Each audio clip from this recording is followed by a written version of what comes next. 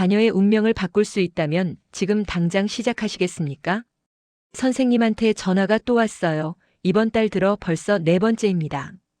약은 계속 바뀌는데 아이는 더 무기력해지고 웃음소리가 사라진 집, 문을 닫아버린 아이, 매일 반복되는 충돌과 침묵 속에서 당신은 혼자 묻습니다.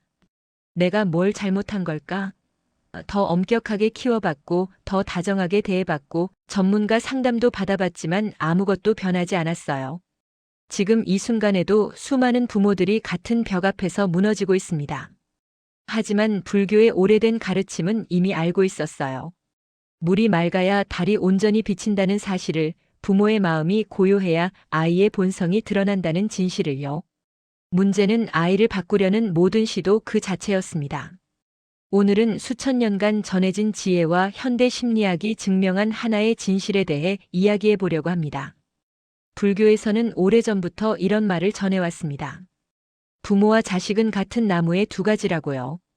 뿌리가 병들면 가지도 시들고 뿌리가 건강하면 가지도 푸르게 자란다는 거죠. 수천 년 동안 이건 그냥 영적인 은유로만 여겨졌어요. 그런데 놀랍게도 현대 신경과학이 이 고대의 지혜를 과학적으로 입증해냈습니다. 거울 뉴런이라는 신경세포의 발견이 그 증거예요. 아이들의 뇌에는 부모의 감정 상태를 실시간으로 감지하고 복사하는 신경회로가 있거든요. 당신이 입 밖으로 내지 않은 불안, 숨기려 했던 분노, 억눌러둔 슬픔까지도 아이는 고스란히 흡수합니다. 이제 우리는 알게 됐어요. 부모의 내면이 변해야 아이가 변한다는 건 신비로운 이야기가 아니라 뇌과학으로 증명된 사실이라는 거요. 여기서 중요한 건 단순히 문제 행동을 고치는 게 아니라는 겁니다. 부모가 자신의 내면을 변화시키면 아이의 인생 궤적 자체가 달라지거든요. 한 어머니의 이야기를 들어보세요. 그녀의 7살 아들은 심각한 분리불안으로 학교도 갈 수 없었어요. 1년 넘게 전문 치료를 받았지만 소용없었죠. 그런데 그녀가 자신의 어린 시절 트라우마를 발견하고 30일간 매일 아침 명상과 호흡 훈련으로 내면을 치유했습니다. 아들에게는 한마디도 하지 않았어요. 그런데 3주 만에 아들의 불안이 눈에 띄게 줄었고 40일 후엔 혼자 학교에 가기 시작했습니다. 더 놀라운 건 그 이후예요. 그 아이는 중학생이 되어 학생회장이 됐고 지금은 자신감 넘치는 고등학생으로 성장했거든요. 이게 바로 운명이 바뀌는 겁니다. 불안한 아이로 살아갈 인생에서 가능성을 펼치는 인생으로 완전히 전환된 거죠. 그렇다면 구체적으로 어떻게 시작해야 할까요? 불교에서는 이걸 연기의 법칙이라고 부릅니다. 모든 현상은 원인과 조건이 만나서 생긴다는 거예요. 아이의 문제 행동도 마찬가지입니다. 당신이 만들어내는 조건이 바뀌면 아이의 반응도 바뀔 수밖에 없어요. 한 아버지의 사례를 보죠. 그의 14살 딸은 방문을 잠그고 가족과 단절됐습니다. 성적은 곤두박질치고 예전의 밝은 모습은 완전히 사라졌어요. 아버지는 딸을 설득하거나 바꾸려는 대신 집안의 에너지 자체를 변화시키기로 했습니다. 가족 공간에 들어가기 전 5분간 심호흡으로 긴장을 풀고 하루에 30초씩 딸과 눈을 마주치며 완전히 존재하는 순간을 만들었어요. 가혹한 조명을 부드럽게 바꾸고 집안에 조용한 시간대를 만들어 누구나 쉴 수 있는 안식처를 조성했습니다. 2개월 후 딸이 방에서 나와 대화를 시작했고 3개월 후엔 자연스럽게 웃는 모습이 돌아왔어요. 아무도 그녀에게 변화라고 강요하지 않았습니다. 단지 그녀가 숨쉬는 공간의 질을 바꿨을 뿐이죠.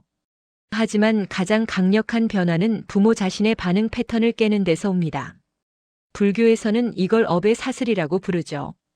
우리가 무의식적으로 반복하는 행동이 다음 세대로 이어지는 겁니다. 한 어머니는 8살 아들의 분노 폭발로 매일 전쟁 같은 하루를 보냈어요. 아들이 화를 내면 그녀도 목소리를 높였고 그럴수록 아들은 더 폭발했습니다. 불교에서 말하는 고통의 수레바퀴가 멈추지 않고 돌아가는 거였죠. 그런데 그녀가 자신의 어린 시절을 돌아봤을 때 깨달았어요. 자신도 어릴 때 화를 내면 어머니가 더 큰 화로 억눌렀다는 걸요. 3대에 걸친 분노의 패턴이 끊어지지 않고 전해지고 있었던 겁니다. 그녀는 명상을 통해 알아차림을 실천하기 시작했고 아들이 폭발할 때 의도적으로 차분함을 유지하는 연습을 했어요. 목소리를 낮추고 호흡을 천천히 하고 몸의 긴장을 풀었습니다. 6주 만에 아들의 폭발 시간이 절반으로 줄었고 3개월 후엔 빈도 자체가 극적으로 감소했어요. 그녀가 업의 사슬을 끊었을 때 아들도 자유로워진 겁니다. 불교에는 다나라는 개념이 있습니다. 사심 없이 베푸는 행위가 우리 자신을 치유한다는 가르침이죠. 놀랍게도 이게 자녀 교육에도 적용됩니다. 한 아버지의 11살 딸은 극심한 완벽주의와 불안으로 고통받았어요. 시험만 다가오면 공황 상태에 빠졌고 친구들과의 만남조차 두려워했습니다. 아버지는 딸의 불안을 직접 다루는 대신 완전히 다른 접근을 했어요. 딸과 함께 동물보호소에서 봉사를 시작한 겁니다. 불교에서 말하는 자비의 실천이었죠. 하지만 중요한 건 딸을 도우미가 아닌 전문가로 대했다는 거예요. 아버지는 내가 저개를 다루는 모습을 보니 특별한 재능이 있구나라고 인정해줬고 집에서도 그녀의 강점을 나눌 기회를 만들었습니다. 매일 밤 아버지는 자해 명상을 하며 딸이 자신감 넘치는 모습을 상상했어요. 2개월 후 딸의 시험 불안이 줄었고 4개월 후엔 스스로 스터디 그룹에 참여했습니다. 6개월이 되자 선생님이 말했죠. 이 아이가 수업에서 손을 들고 리더 역할을 맡다니 믿기지 않아요. 다른 생명을 돕는 행위가 그녀 자신을 구한 겁니다. 그렇다면 지금 당장 무엇부터 시작해야 할까요? 불교에서는 90일을 하나의 수행주기로 봅니다. 안거라고 부르는데 이 기간 동안 수행자들은 내면에 집중하죠. 당신도 90일만 해보세요. 이게 아이의 운명을 바꾸는 시작입니다. 매일 아침 10분 조용히 앉아 호흡만 관찰하세요. 숨이 들어오고 나가는 걸 느끼면 됩니다.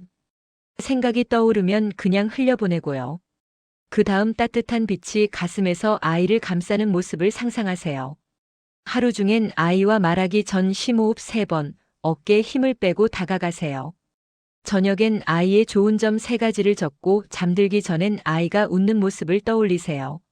수천 명의 부모가 이 실천으로 아이의 운명을 바꿨습니다. 문제아가 리더가 되고 불안한 아이가 당당해지고 다친 아이가 세상을 향해 문을 열었어요. 당신의 90일이 아이의 평생을 바꿉니다. 불교에 오래된 말이 있습니다. 깨달음을 얻기 전에는 나무를 자르고 물을 길었고 깨달음을 얻은 후에도 나무를 자르고 물을 깃는다고요. 외부 행동은 같아 보이지만 내면의 변화가 모든 걸 바꿉니다. 당신도 마찬가지예요. 90일 후에도 여전히 아침에 일어나 아이를 깨우고 밥을 먹이고 학교에 보낼 겁니다. 하지만 그 모든 순간의 질이 완전히 달라져 있을 거예요. 아이의 눈빛이 달라지고 집안 공기가 달라지고 관계 자체가 달라집니다. 이건 마법이 아니라 자연의 법칙입니다. 부모의 마음이 고요해지면 아이의 본성이 드러나는 거죠. 지금 이 순간부터 시작하세요. 당신의 변화가 아이의 운명을 바꿉니다. 오늘이 그 시작입니다.